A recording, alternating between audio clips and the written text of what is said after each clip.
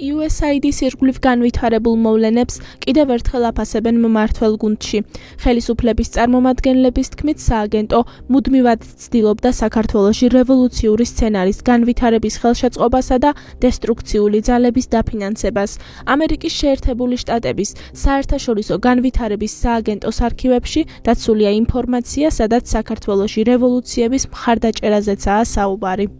მაშინ თურმე გამოყოფილი იყო ძალიან დიდი ფული, რომ რუსული კანონი დაერქმიათ ამერიკულისთვის და მსგავს მავნებლობებში იხარჯებოდა თურმე მხოლოდ და მხოლოდ USAID-ის მხრიდან საქართველოში დაიხარჯა 43 ამერიკული წყაროების მიხედვით.